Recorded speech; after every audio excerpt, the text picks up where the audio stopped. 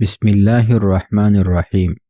আলহামদুলিল্লাহি ওয়াসসালাতু ওয়াসসালামু আলা রাসূলিল্লাহ, আম্মা বাদ। চিল সম্পর্কিত একটি নজরকাড়া গবেষণা বলে, চিলের স্বভাব তার স্বজাতিকে সাহায্য করা, অপমানিত হতে না দেয়া। চিল পিতৃত্বের প্রতীক।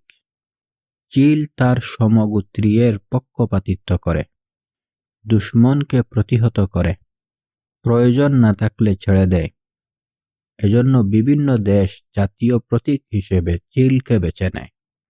চিলের অন্যতম স্বভাব হচ্ছে প্রশিক্ষণ গ্রহণ করা। উচ্ছ্বাস বোধ করে যখন বুঝতে পারে যে প্রশিক্ষক তার প্রতি সন্তুষ্ট। আরবদের কাছে চিলের কদর অনেক বেশি, মূল্য 3 গুণ চড়া। চিলের অবাক করা গুণ হচ্ছে যখন তার প্রশিক্ষককে নিজের প্রতি সন্তুষ্ট মনে করে তখন প্রশিক্ষকের কথা মতো চলে। চিলের অন্যতম স্বভাব অপমান সহ্য করে না। অপমান, গাদ্দারি সহ্য করতে পারে না। প্রয়োজন হলে ছিনিয়ে নেয়, নতুবা ছেড়ে দেয়।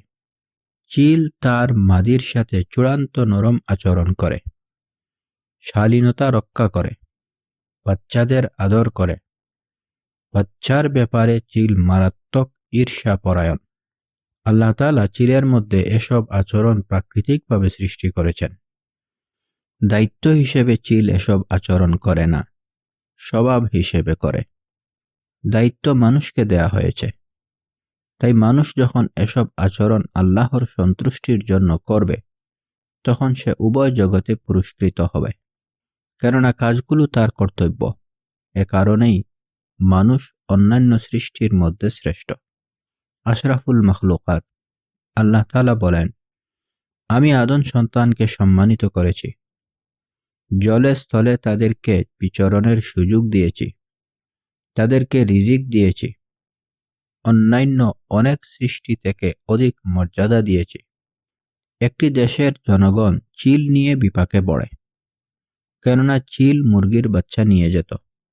সরকার চিল নিধন কর্মসূচি গ্রহণ করে। কয়েক মাস পর সে দেশে আর কোনো চিল অবশিষ্ট থাকেনি। তখন সে দেশে আরেকটি নতুন সমস্যা দেখা দেয়। ইঁদুর ক্ষেতের সমস্ত ফসল খেয়ে উজাড় করে উধাও হয়ে যায়। আসলে আল্লাহ তাআলা জমিনে বিভিন্ন ধরনের প্রাণী সৃষ্টি করেছেন ভারসাম্য রক্ষার জন্য। যখন এই ভারসাম্য নষ্ট করে দেয়া হয় তখন সমস্যা দেখা দেয়াই স্বাভাবিক। আজকাল আমরা দেখতে পাই ক্ষেত খামারে নানা ধরনের কীটপতঙ্গ ফসল নষ্ট করে। এর কারণ আমরাই। কেননা জমিনে আমরা যে কৃত্রিম পদ্ধতি ও কেমিক্যাল ব্যবহার করি তাতে প্রাকৃতিক ভারসাম্য নষ্ট হয়ে যায়। পোকা না থাকায় ফসলে অজানা রোগবালাই হয়, আর এই ফসল খেয়ে মানুষেরই বড় বড় অসুখ বিসুখ দেখা দেয়।